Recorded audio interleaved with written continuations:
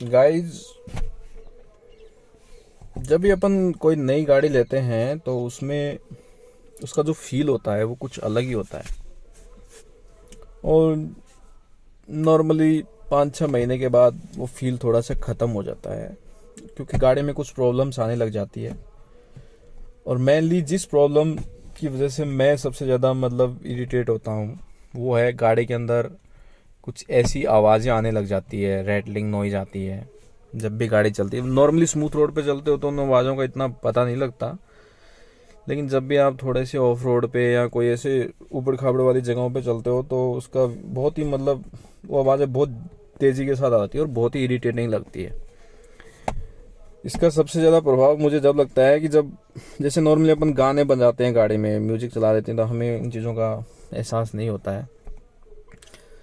लेकिन जैसे ही आप साइलेंटली गाड़ी चलाओगे तो आपको पता लगेगा, ऐसी ऐसी आवाज़ें आएंगी जिनको आप रिकॉग्नाइज भी नहीं कर सकते कि वो कहाँ से आ रही है। ठीक है, जैसे आपका कोई दोस्त आपकी गाड़ी में बैठ गया तो वो बोल देगा आपको कि यार क्या नई नई गाड़ी ली है और अभी से ये आवाज़ आने लग गई, ये वो। कुछ तो देखो, जो बनाने वाली जो मैन्युफैक्चरिंग जो कंपनी है उसके ऊपर डिपेंड है। जैसे मारुति की गाड़ी लेते हो तो उसमें जो प्लास्टिक्स होते हैं वो बहुत ही चीप क्वालिटी के होते हैं, उनकी फिट एंड फिनिश उतनी अच्छी नहीं आती है जितनी दूसरी गाड़ियाँ जैसे वोक्सवैगन है, हुंडई है, उनकी फिट एंड फिनिश अच्छी आती है। लेकिन फिर भी कुछ आवाज़ें ऐसी है फिट एंड फिनिश होने के बावजूद भी जो आवाज़ें हमारी तरफ से क्रिएट होती है तो हम उन चीज़ों को सोल्व कर सकते हैं। तो मैंने बहुत बारीकी के साथ कुछ एक पॉइंट्स ढूंढे हैं गाड़ी के अंदर, कुछ ऐसी जगह हैं जहाँ से वो आवाज़ें आती हैं और उन चीज़ों को अपना अपने घर पे भी सोल्व कर सकते हैं। तो मैं अपनी गाड़ी के एक्सपीरियंस के बेस पे आपको कुछ एक चीज़ें बताऊंगा। कुछ एक चीज़ें कॉमन है जो सभी गाड़ियों में कॉमन होती हैं। जैसे एक बार मैं ड्राइव जा रहा था तो मुझे एक बहुत ही अचानक से मतलब एक रैटलिंग साउंड आने लग गई। मतलब बहुत ही ज़्यादा फ्रिक्शन वाली आवाज़ थी, जैसे गाड़ी के अंदर कोई सी चीज़ है और वाइब्रेट हो रही है। तो काफ़ी समय के बाद मैंने मतलब उसको ढूंढने की कोशिश की, लेकिन लास्ट में मुझे पता चला कि यहाँ पे इस साइड में एक सिक्का पड़ा था 1 रुपए का, और वो सिक्का जैसे ही गाड़ी मूवमेंट करती थी तो उससे साउंड आ रही थी, रैटलिंग साउंड। तो ये मतलब कुछ एक जगह हैं जहाँ पे आप ऐसी कोई भी चीज़ मत रखिए जिनकी वजह से, जैसे आप बोतल रखते हो तो बोतल भी से भी आवाज़ आने लग जाती है। तो मैं तो ये बोलूँगा, यहाँ तो आप इन जगहों पे कोई ऐसी कोई सरफेस बिछा दीजिए, जैसे कोई फोम है, कुछ भी है जिनकी वजह से मतलब फ्रिक्शन नहीं होगा अगर आप इसमें कोई भी सामान रखोगे। जैसे यहाँ पे अगर कोई चीज़ रख दी, इसके अलावा इसके अंदर भी कोई ऐसी चीज़ रख दी, जैसे आपने चार्जर रख दिया, पेन रख दिया, ठीक है, कुछ सिक्के हो जाते हैं खुले पैसे, उनकी भी रैटलिंग साउंड आती है। जो हम ड्राइव करते हैं उस समय अपने को पता नहीं लगता कहाँ से आ रही है। जैसे ये वाला एरिया है, यहाँ पे भी आप कोई ऐसी चीज़ मत रखिए। इवन आप कीज़ को भी रखोगे ना गाड़ी की, उससे भी आवाज़ आएगी। जैसे यहाँ पे इस वाले पार्ट में कोई चीज़ आपने ऐसी रख दी, ठीक है, तो ये चीज़ आप ध्यान रखिए। या तो ये कुछ पॉइंट्स हैं जहाँ से आवाज़ आती है। इसके अलावा जो एसी वेंट्स होते हैं ये भी चरमर चरमर की आवाज़ करते हैं, ठीक है। तो इनको भी आप एक इस तरीके से प्लेस कीजिए, जैसे सेंटर में होते हैं तो ज़्यादा ये साउंड करते हैं। जब आप इसको नहीं यूज़ कर रहे हैं तो इसको नीचे डाउन कर दीजिए, कोई साउंड नहीं आएगी उसके बाद, ठीक है। तो ये तो कुछ अंदरूनी चीज़ें हैं। इसके अलावा ये वाला जो पार्ट है यहाँ से भी आवाज़ आती है। इसके अलावा जो हैंड ब्रेक है, हैंड ब्रेक के ऊपर जो ये जो पार्ट है ये भी साउंड करता है, ठीक है। तो ये कुछ चीज़ें हैं, इन सब चीज़ों का कॉम्बिनेशन होता है जिसकी वजह से एक साथ बहुत सारी आवाज़ें आती है, तो अपने को पता नहीं लगता कि ये आवाज़ें कहाँ से आ रही है, ठीक है। तो इस तरीके से आप, जैसे आपने यहाँ पे कोई ऐसी 2 चीज़ें रख दी जो आपस में अटैच हो रही है तो इनसे भी एक साउंड आ जाती है, ठीक है। और इसके अलावा कुछ चीज़ें हैं जो मैं आपको बाहर निकल के बताता हूँ। नॉर्मली जो सबसे ज़्यादा इरिटेटिंग साउंड है वो मैं आपको बताता हूँ। जब भी आप ऑफ रोड जाते हो तो ये जो शीशा होता है ना गाड़ी का, चारों जो विंडो के जो शीशे होते हैं उनको आप हाफ मत रखना कभी भी। जैसे अपन थोड़ा सा नीचे रख देते हैं तो उससे क्या रैटलिंग साउंड होती है। या तो आप इसको कंप्लीट बंद रखिए, या इसको आप मतलब आधा पूरा कंप्लीट नीचे रखिए, या फिर आप इसको पूरा कंप्लीट ऊपर रखिए, ठीक है। ये साउंड है। इसके अलावा मैं बाहर से आपको बताता हूँ जो सबसे ज़्यादा इरिटेटिंग साउंड है वो है ये जो लॉक होते हैं चारों डोर्स के, यहाँ पे जो ये रबड़ होता है, यहाँ पे कई बार मिट्टी इकट्ठी हो जाती है, मिट्टी की वजह से।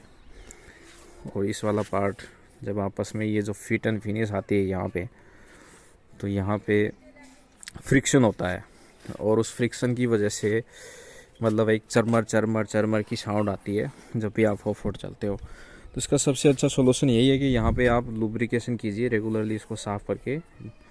और नॉर्मली जैसे लिक्विड लुब्रिकेशन भी आता है स्प्रे के रूप में, बहुत सारी ऐसी, मतलब क्लीनर अलग होता है, लुब्रिकेशन वाली स्प्रे अलग होती है। मैं मारुति जो नेक्सा है वहाँ से एक स्टार की एक आती है 225 रुपये के समथिंग, वो लेके आता हूँ, और मेरा लगभग वो 2 महीने चल जाती है।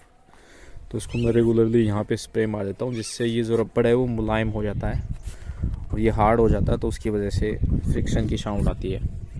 ठीक है, तो इसके अलावा यहाँ पे ये जो मिट्टी फंस जाती है इसको आप क्लीन कीजिए, और यहाँ पे भी थोड़ा सा लुब्रिकेशन लगे, क्योंकि नीचे से भी देखो फिट एंड फिनिश ये आपस में इन चीज़ें अटैच होती है, तो यहाँ पे भी साउंड हो जाती है। ठीक है, इसके अलावा ये जितने भी लॉक्स हैं डोर के, यहाँ पे भी रेगुलरली आप लुब्रिकेशन कीजिए, क्योंकि जो स्टॉक गाड़ियाँ होती है उसमें ये चीज़ें आती है, लेकिन धीरे धीरे जब अपन यूज़ करते हैं तो निकल जाती है। ठीक है, इसके अलावा जी अगर आपका ऑटो फोल्ड वाला है तो यहाँ पे भी आवाज़ आती है, तो इसमें भी आप लुब्रिकेशन कीजिए इसको क्लीन करके। इसके अलावा ये डोर के लॉक्स हैं, जैसे यहाँ पे आप लुब्रिकेशन कीजिए। इसके अलावा जो पॉइंट्स हैं, रबड़ है ये वाला, इसके ऊपर भी आप नॉर्मली लुब्रिकेशन यहाँ पे भी कीजिए, अंदर से भी आप यहाँ पे भी आप लुब्रिकेशन कीजिए अंदर, तो आपकी गाड़ी मतलब आवाज़ नहीं आएगी उसमें। तो ये चारों डोर्स के लिए ही हैं ये चीज़ें, चारों में इस तरीके से आप क्लीन करके उसको लुब्रिकेट करेंगे तो ये आवाज़ नहीं आएगी। इसके अलावा बैक सीट में जो ये सीट बेल्ट होता है, इसके नीचे ये जो लॉक होता है ना, ये कई बार टकराता है यहाँ पे, तो जिसकी वजह से भी एक साउंड क्रिएट होती है। तो आप इसको इस तरीके से एडजस्ट कीजिए कि मतलब इन दोनों में आपस में फ्रिक्शन नहीं हो। ठीक है, और कभी कभार ये हेडरेस्ट होता है ये भी लूज़ हो जाता है, तो इससे भी साउंड बन जाती है गाइस। ठीक है, तो ये कुछ एक पॉइंट्स हैं। इसके अलावा एक पॉइंट्स और है, यहाँ पे अगर आपने कोई सामान रख दिया तो उसकी भी एक आवाज़ बनेगी गाड़ी में। ठीक है, तो ये कुछ एक पॉइंट्स है जो मैं आपको क्लियरली बता रहा हूँ। एक ये जो है इसको आप क्लीन कीजिए, ज़्यादा मिट्टी होने की वजह से सीट्स में भी मतलब एक फ्रिक्शन आने लग जाता है। अगर कोई ऐसा सामान है जो फ्रिक्शन करता है तो आप नॉर्मली उनको पीछे जो सीट कवर्स होते हैं इसमें डाल दीजिए, यहाँ पे कोई उसकी साउंड नहीं बनेगी। ठीक है, और सबसे ज़्यादा जो मेरे को इरिटेट करती है साउंड वो है डिग्गी में से कुछ आवाज़ें आती है, जैसे ये जो पार्सल ट्रे है इसकी आवाज़ बन जाती है बहुत बार। ठीक है, जैसे कैसे बनती है, जैसे अपन ने इसमें ज़्यादा सामान रख रखा है, जब उसको बाहर निकालते हैं तो यहाँ पे कई बार धक्का लग जाता है, जिसकी वजह से यहाँ से लॉक भी टूट जाता है, ये यहाँ से भी आवाज़ आती है। तो ऐसी कंडीशन में यहाँ पे आप कोई फोम का टुकड़ा या जो कपड़ा है उसको रखिए। इसके अलावा जब ये यहाँ पे आता है ये वाला पार्ट, तो यहाँ पे जब ये टिकता है तो इसके बीच में एक रबड़ होता है, जैसे मेरा वाला अभी रबड़ है ये टूट के नीचे गिर चुका है, तो ये रबड़ मैं इसको वापस फिट कर देता हूँ, और उसके बाद ये साउंड इसमें नहीं बनेगी। जैसे दोनों साइड में ये रबड़ होते हैं, इसका ध्यान रखना।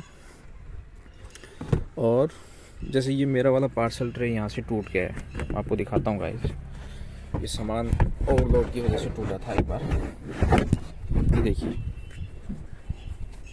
एक मिनट, ये वाला पार्ट देखिए, ये देखिए यहाँ से ये टूट चुका है ये, तो ये चेंज करवा सकते हो आप पार्सल ट्रे, अगर आप बहुत ज़्यादा इरिटेट होते हो तो आवाज़ से। शुरू में होती है ये चीज़ें, लेकिन बाद में नॉर्मल हो जाती है।